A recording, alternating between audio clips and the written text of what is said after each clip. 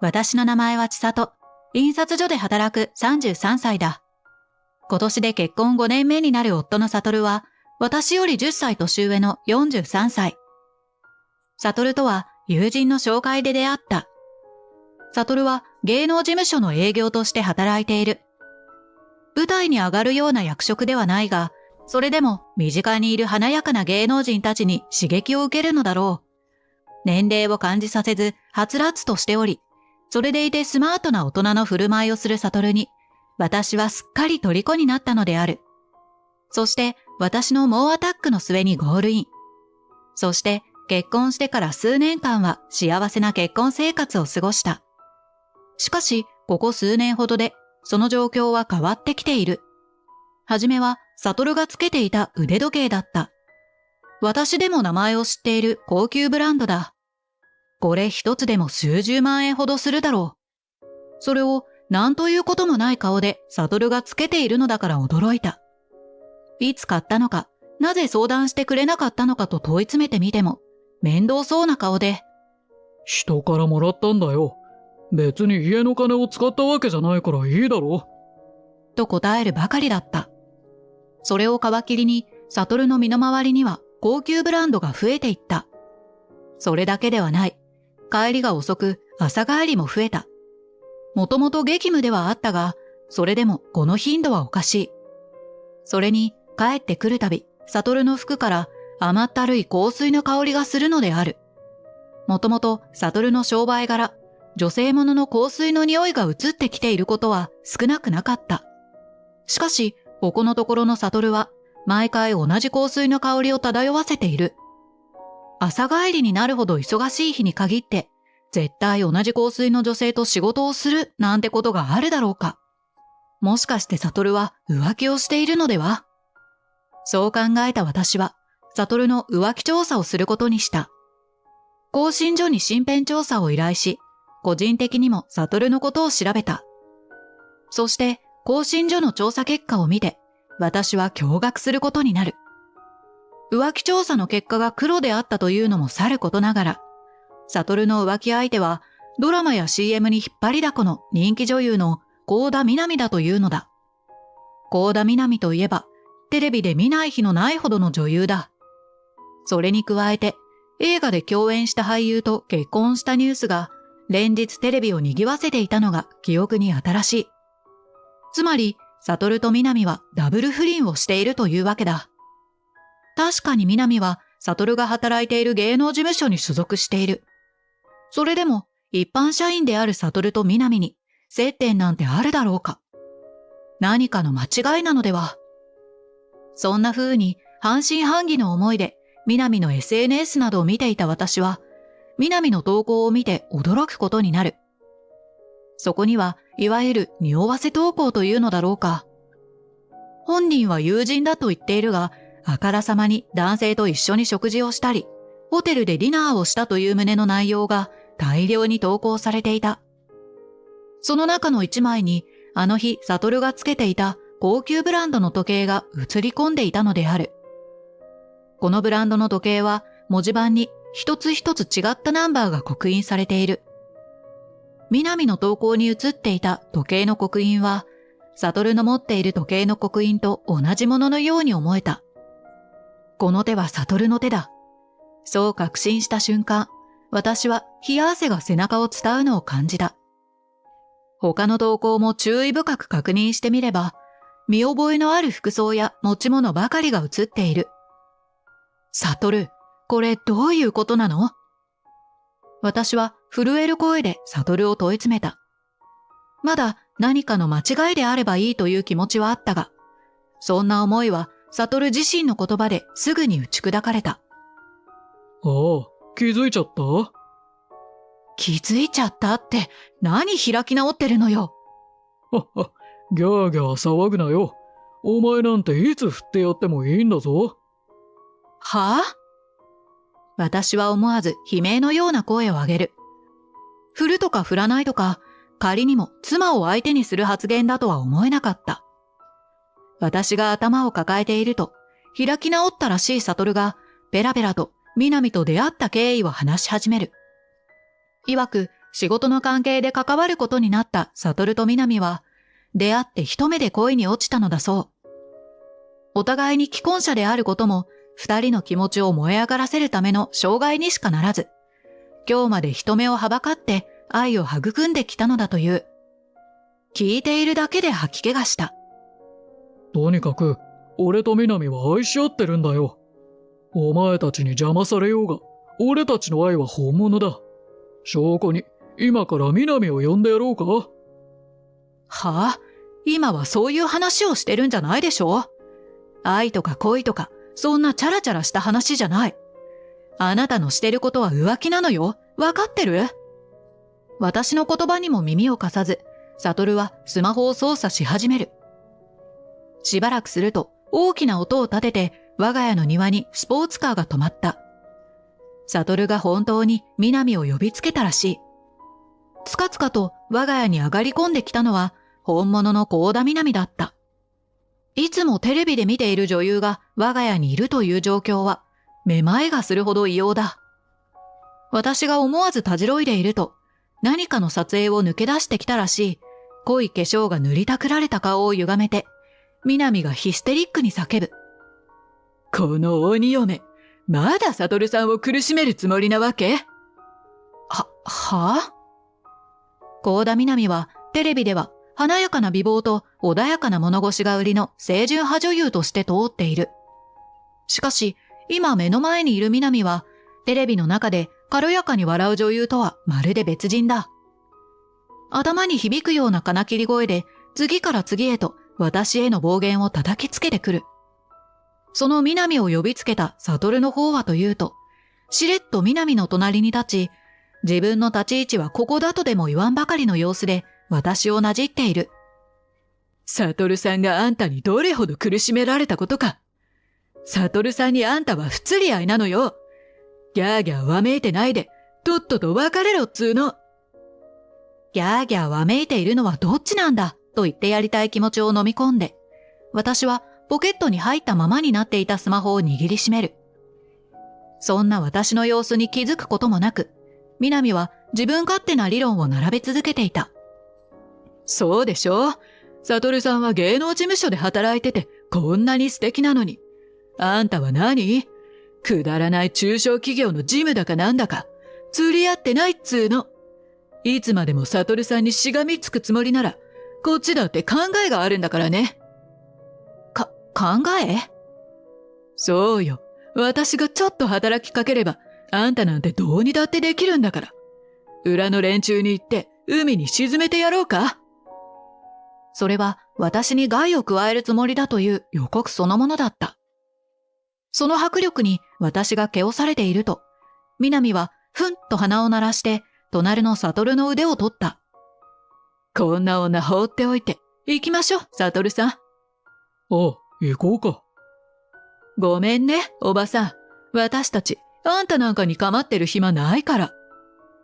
そう言い合って家から出て行ってしまう。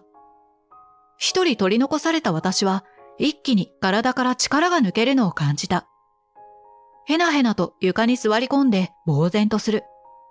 しかしマシンガンのように突きつけられた南からの暴言を思い返して、だんだんと体の奥から怒りが湧いてくるのを感じた。人の幸せな生活をめちゃくちゃにしておいて、まるで被害者は自分たちだと言わんばかりの南と悟の態度を振り返るだけでも拳に力がこもる。いいわよ。そっちがそのつもりなら、こっちもめちゃくちゃにしてやるんだから。覚えてなさい。私はポケットから取り出したスマホをぐっと握りしめて、そうつぶやいた。そこからの私の行動は早かった。すぐさま、悟と南の浮気の証拠をまとめ、職場の印刷所のつてを使って芸能ニュースを取り扱う週刊誌の編集部に連絡を取った。人気女優の幸田南のスキャンダルだといえば、情報はすぐに売れた。写真や SNS での投稿を絡めた記事には信憑性があったのだろう。世間では清純派女優のスキャンダルということで、幸田南の浮気は大きく取り上げられていた。南は個人的な SNS の投稿をすべて削除したようだが、焼け石に水だ。それどころか、投稿を削除するということは、後ろ暗いことがあるのではないか、と、さらに話題に上るようになった。そんな様子を見守っていると、今度はテレビ局からのコンタクトがあった。どこからか、おそらく週刊誌の編集部から私が南の浮気の情報を持っていると聞き出したのだろう。情報番組のプロデューサーに今度は南の暴言を録音したデータを売った。悟に呼び出された南が私に向かって好き勝手に吐き捨ててくれた誹謗中傷の嵐を私はすべて録音していたのだ。相手を呼び出すと悟が言い出した時点で嫌な予感がしていた私はスマホを録音モードにしてポケットに忍ばせていたのである。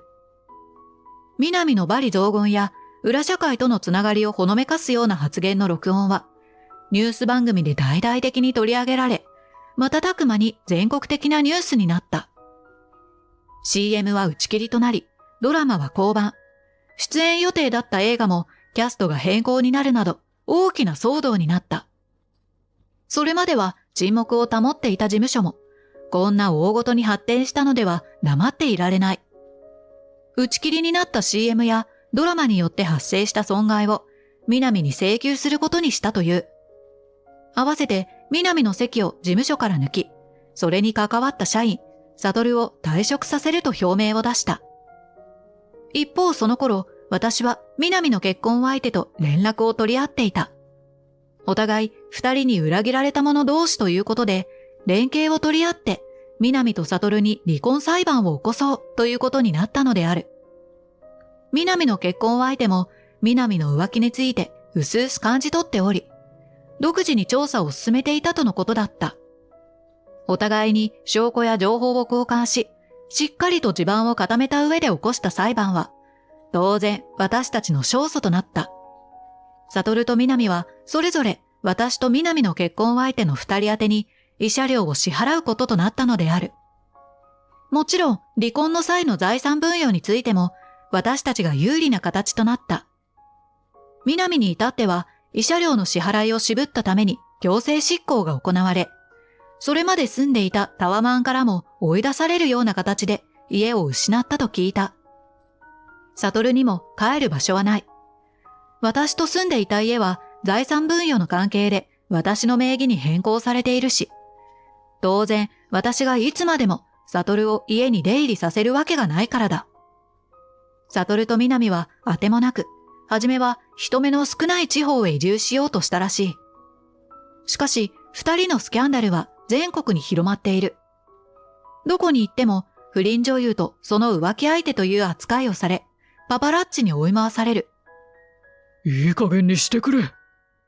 悟から泣きの電話が入ったのは、離婚が成立して半月ほど経ってからだった。どこに行っても写真を撮られるし、お前が週刊誌に写真を売ったせいで顔も割れてて、どこの会社も雇ってくれないんだ。どうしてくれるんだよ。俺たちの生活はめちゃくちゃだ。ああ、それで私にどうしろと？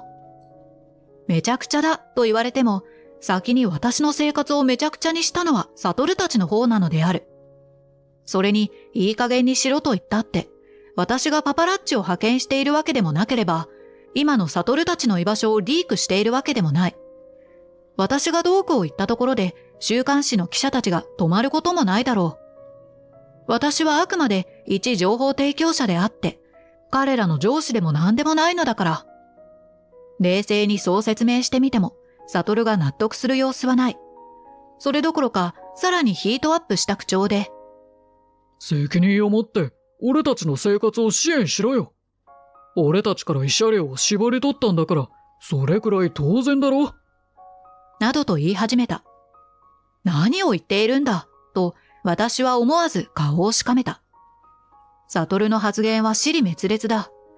私より10歳も年上の人間が言うこととは思えなかった。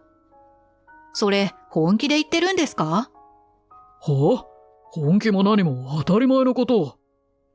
話にならないようなので切りますね。